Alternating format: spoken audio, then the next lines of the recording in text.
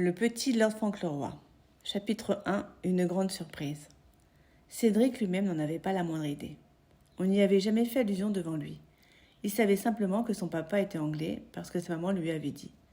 Mais son papa était mort quand Cédric était si petit garçon qu'il ne se rappelait pas grand-chose de lui. Sauf qu'il était très grand, qu'il avait des yeux bleus et de longues moustaches blondes et que c'était joliment amusant de faire le tour de la chambre, jugé sur ses épaules. Depuis la mort de son papa, Cédric s'était aperçu qu'il valait mieux ne point parler de lui devant sa maman. Pendant que son père était malade, on avait éloigné Cédric, et à son retour, tout était fini. Sa mère, qui avait été très malade elle aussi, commençait seulement à se lever et à s'asseoir dans son fauteuil près de la fenêtre. Elle était pâle et amaigrie, et les fossettes qui ornaient son joli visage avaient disparu. Ses yeux, qui semblaient s'être agrandis, avaient un regard triste, et elle était habillée de noir. « Chérie !» dit Cédric. Son papa l'avait toujours appelé ainsi, et le petit garçon avait appris à faire de même. « Chérie, est-ce que mon papa va mieux ?» Il sentit trembler les bras qui l'enlaçaient, et leva sa tête bouclée pour regarder le visage de sa mère. Il devina qu'elle allait se mettre à pleurer. « Chérie, dit-il, a-t-il encore mal ?» Alors son petit cœur aimant lui dit soudain que ce qu'il avait de mieux à faire, c'était de mettre ses deux bras autour du cou de sa maman, de l'embrasser de toutes ses forces et de presser sa joue fraîche contre la sienne. Et la maman, posant sa tête sur l'épaule de son petit garçon, pleura longuement en le serrant contre elle, comme si elle ne voulait plus le laisser partir. « Non, dit-elle en sanglotant, il n'a plus mal du tout. Il est heureux. Mais nous voilà maintenant seuls, tous les deux. » À ce moment, quoiqu'il fût bien petit, Cédric comprit que son papa, son beau, grand et jeune papa, ne reviendrait plus jamais. Il comprit que son papa était mort, comme il l'avait entendu dire d'autres personnes, bien qu'il ne pût se représenter cette étrange chose qui apportait tant de désolation. Comme sa maman se mettait toujours à pleurer quand il lui parlait de son papa, Cédric avait jugé qu'il valait mieux ne point causer de lui trop souvent. Et il avait découvert également qu'il était préférable que sa maman ne restât pas trop longtemps immobile à regarder par la fenêtre ou à contempler le feu sans rien dire ni rien faire. Madame Errol et son fils connaissaient très peu de monde et menaient ce qu'on appelle une existence très retirée. Mais Cédric ne s'en rendit compte que lorsqu'il fut plus grand et qu'il sut pourquoi il ne recevait pas de visiteurs. Il apprit alors que sa mère était orpheline et seule au monde quand son père l'avait épousée. Elle était fort jolie et remplissait l'office de dame de compagnie auprès d'une vieille dame riche de caractère acariâtre.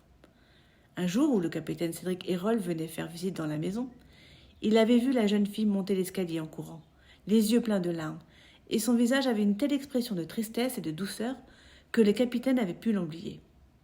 Dans la suite, ils avaient fait plus ample connaissance, s'étaient aimés et s'étaient épousés, en dépit de l'opposition manifestée par plusieurs personnes contre ce mariage. Celui qui en avait montré le plus de mécontentement était le père du capitaine Errol. Vieux gentilhomme anglais, très riche et très en vue, qui avait un caractère difficile et professait une violente aversion à l'égard de l'Amérique et des Américains. Il avait deux autres fils, plus âgés que le capitaine Errol, et la loi voulait que ce fût l'aîné qui hérita du titre et des biens de famille, lesquels étaient considérables. En cas de disparition du fils aîné, le second devenait l'héritier, de sorte qu'il y avait très peu de chances pour que le capitaine Errol, bien qu'appartenant à une famille opulente, se trouvât jamais lui-même à la tête d'une grande fortune. Mais la nature avait accordé au plus jeune fils les qualités qui avaient été refusées à ses aînés. D'extérieur agréable et de belle prestance, il avait un visage souriant et une voix joyeuse et sympathique. Il était brave, généreux, et semblait avoir le don de se faire aimer de tous. Ses frères étaient très différents. Aucun ne brillait par la bonté ou l'intelligence. Au collège d'Eton, ils n'avaient pas su rendre populaires parmi leurs camarades et s'étaient fait très peu d'amis. Ils ne se souciaient pas de travailler et gaspillaient à la fois leur temps et leur argent. Le comte, leur père, n'éprouvait à leur sujet que déception et humiliation. L'aîné, son héritier, ne faisait pas honneur au noble nom de ses ancêtres et promettait de n'être qu'un homme insignifiant, égoïste et dépourvu de toute qualité noble et virile. Le vieux gentilhomme éprouvait de l'amertume à penser que le troisième de ses fils, qui ne devait avoir qu'une situation médiocre, fut le seul qui eut tous les dons intellectuels et tous les avantages physiques, et lui arrivait parfois d'en vouloir au jeune homme de posséder les qualités qui usent si bien convenu à l'héritier d'un titre sonore et de propriété magnifique. Cependant, tout au fond de son cœur orgueilleux et inflexible, il ne pouvait s'empêcher d'avoir un faible pour ce plus jeune fils. C'était dans un de ces accès de rancœur qu'il avait envoyé celui-ci en Amérique, avec l'espoir que son absence durerait quelque temps. Il s'éviterait ainsi le désagrément de le comparer sans cesse à ses autres fils, dont la conduite déréglée lui donnait alors beaucoup de soucis. Au bout de 6 mois, cependant, il se sentit seul et se prit à désirer en secret le retour de son fils. Il écrivit donc au capitaine Hérold de revenir. Cette lettre croisa en chemin celle où le capitaine parlait de son père, de son amour pour la jolie américaine et de son intention de l'épouser.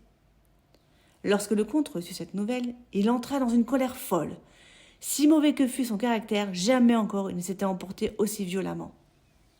Le valet de chambre, qui se trouvait avec lui, crut que son maître allait avoir une attaque, tant la rage l'étouffait. Pendant 1 heure, il donna libre cours à sa fureur, puis il s'assit à son bureau et écrivit à son fils pour lui défendre de jamais franchir le seuil de la demeure familiale ou d'écrire à son père ou à ses frères. Le comte ajouta que le capitaine Hérold pouvait vivre et mourir où bon lui semblait, mais qu'en aucun cas il ne devait compter sur l'aide de son père aussi longtemps que celui-ci vivrait. Le jeune homme fut très affecté par la lecture de cette lettre. Il aimait beaucoup son pays et était très attaché à la vieille demeure qu'il l'avait vue naître. Il éprouvait même de l'affection pour son irascible père et avait compati à ses déceptions. Mais il voyait bien que désormais il n'avait plus rien à attendre du vieillard. Au premier moment, il se demanda ce qu'il allait faire, car il n'avait pas été préparé à travailler pour vivre et ne possédait aucune connaissance des affaires, mais il était à la fois courageux et tenace. Il donna ses démissions d'officier de l'armée anglaise, puis, après quelques difficultés, trouva une situation à New York et se maria.